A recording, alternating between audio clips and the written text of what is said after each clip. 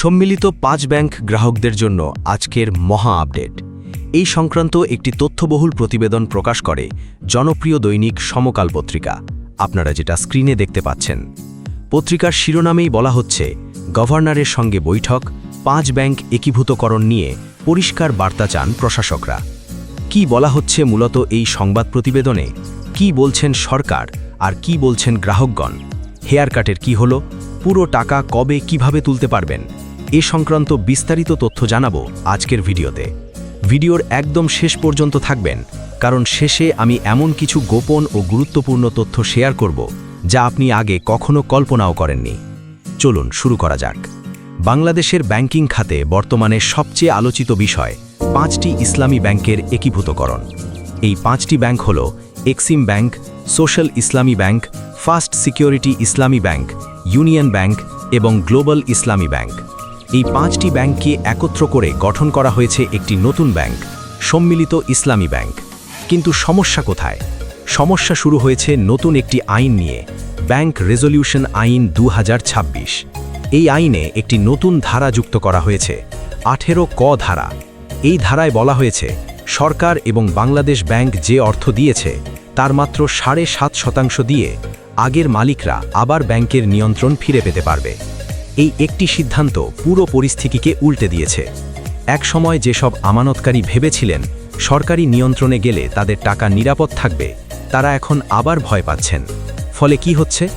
অনেক আমানতকারী ব্যাংক থেকে টাকা তুলে নিতে চাইছেন। কেউ আবার কোনো মুনাফা না নিয়েই শুধু আসল টাকা ফেরত চাচ্ছেন, অর্থাৎ মানুষের আস্থা আবার ভেঙে পড়ছে। এ অবস্থায় ৫ ব্যাংকের জন্য নিয়োগ করা প্রশাসকরা বাংলাদেশ ব্যাংকের গভর্নরের সঙ্গে বৈঠক করেছেন। তারা সরাসরি বলেছেন, এই একীভূতকরণ প্রক্রিয়া চলবে কিনা এবং আগের মালিকরা ফিরবে কিনা, এই বিষয়ে লিখিতভাবে পরিষ্কার বার্তা দরকার। কারণ মাঠের বাস্তবতা ভয়াবহ।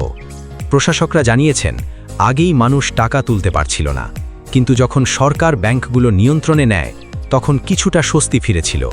এরপর আসে নতুন ধাক্কা, ২০২৪ ও ২০২৫ সালের জন্য কোনো মুনাফা না দেওয়ার সিদ্ধান্ত, যাকে বলা হয় হেয়ার কাট। এতে আবার আতঙ্ক তৈরি হয়। পরে ৪% হারে মুনাফা দেওয়ার ঘোষণা দিলে পরিস্থিতি কিছুটা স্বাভাবিক হয়, কিন্তু নতুন আইনের ১৮ ক ধারা আবার পুরো পরিস্থিতি অস্থির করে তুলেছে। এখন প্রতিদিন আমানতকারীরা চাপ দিচ্ছেন টাকা তুলে নেওয়ার জন্য। অনেকে বলছেন, মুনাফা লাগবে না, শুধু আমার টাকা ফেরত দিন। এখন সবচেয়ে বড় প্রশ্ন, এই সিদ্ধান্তের মাধ্যমে আসলে কি চাওয়া হচ্ছে? প্রশাসকরা গভর্নরকে সরাসরি জিজ্ঞেস করেছেন, যদি আগের মালিকদের ফিরিয়ে আনার পরিকল্পনা থাকে তাহলে সেটা কিভাবে হবে এবং আমানতকারীদের টাকা কিভাবে নিরাপদ থাকবে। কিন্তু গভর্নরের উত্তর খুবই সংক্ষিপ্ত, যখন যে পরিস্থিতি আসবে তা মোকাবিলা করতে হবে।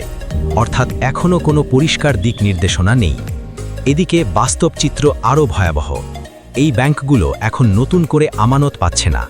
যে ঋণের টাকা কিছুটা ফেরত আসছিল সেটাও প্রায় বন্ধ হয়ে গেছে, অর্থাৎ ব্যাংকের ক্যাশ ফ্লো প্রায় থেমে গেছে। এখন আসি কিছু গুরুত্বপূর্ণ সংখ্যার দিকে। বাংলাদেশ ব্যাংক এই ৫ ব্যাংককে বিভিন্ন সময়ে ধার দিয়েছে ৪৭,০৮৪ কোটি টাকা। সরকার মূলধন হিসেবে দিয়েছে ২০,০০০ কোটি টাকা, আর আমানতকারীদের জন্য ২ লাখ টাকা পর্যন্ত ফেরত দেওয়ার জন্য আমানত বীমা ট্রাস্ট তহবিল থেকে দেওয়া হয়েছে ১২,০০০ কোটি টাকা। এখন প্রশ্ন, এই বিপুল পরিমাণ টাকা কি যথেষ্ট? আরেকটি ভয়াবহ তথ্য শুনুন, এই ৫ ব্যাংকের মোট ঋণ দাঁড়িয়েছে ১,৯৬,৮২৭ কোটি টাকা। এর মধ্যে খেলাপি ঋণ ১,৬৫,৭৮১ কোটি টাকা, অর্থাৎ ৮৪.২৩% ঋণই খেলাপি, যেখানে পুরো ব্যাংক খাতে খেলাপি ঋণের হার ৩০.০৬%। আপনি বুঝতেই পারছেন এই ৫ ব্যাংকের অবস্থা কতটা খারাপ। আরেকটি গুরুত্বপূর্ণ তথ্য, ২২টি ব্যাংকের মোট মূলধন ঘাটতি ২,৮২,৬০৩ কোটি টাকা।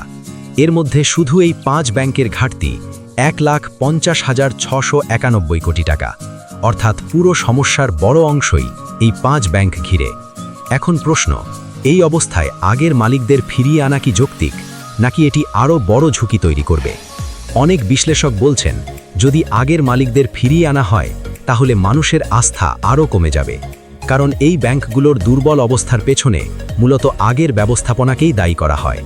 অন্যদিকে কেউ বলছেন, অভিজ্ঞতা থাকায় তারা হয়তো দ্রুত ঘুরে দাঁড়াতে পারবে, কিন্তু এখানে সবচেয়ে গুরুত্বপূর্ণ বিষয় আমানতকারীদের নিরাপত্তা।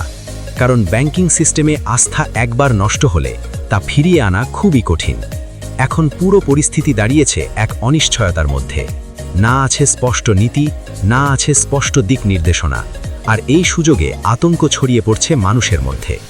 এখন হয়তো আপনি ভাবছেন আপনার নিজের ব্যাংক অ্যাকাউন্ট কতটা নিরাপদ।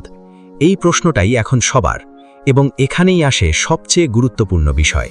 ব্যাংকিং খাত শুধু অর্থনৈতিক নয়, এটি পুরো দেশের আর্থিক স্থিতিশীলতার সঙ্গে জড়িত।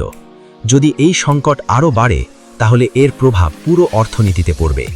এখন আসি সেই গোপন ও গুরুত্বপূর্ণ তথ্যের দিকে, যার কথা আমি শুরুতে বলেছিলাম। অনেক অভ্যন্তরীণ সূত্র বলছে এই পুরো প্রক্রিয়ার পেছনে থাকতে পারে একটি বড় পুনর্বিন্যাস পরিকল্পনা, যেখানে দুর্বল ব্যাংকগুলোকে একত্র করে ধীরে ধীরে নতুন কাঠামো তৈরি করা হবে। কিন্তু এই প্রক্রিয়ায় কারা লাভবান হবে এবং কারা ক্ষতিগ্রস্ত হবে, সেটিই এখন সবচেয়ে বড় প্রশ্ন। আর সবচেয়ে বড় ঝুঁকিতে আছেন সাধারণ আমানতকারীরা। তাই এখন সবচেয়ে গুরুত্বপূর্ণ বিষয় হল স্বচ্ছতা এবং স্পষ্ট নীতি।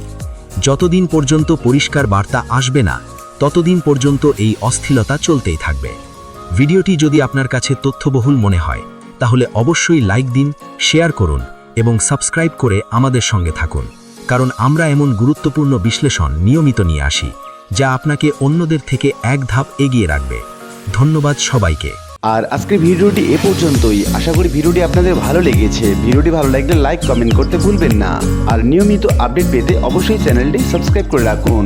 দেখা হবে অন্য কোনো ভিডিওতে। সে পর্যন্ত সবাই ভালো থাকবেন। ধন্যবাদ।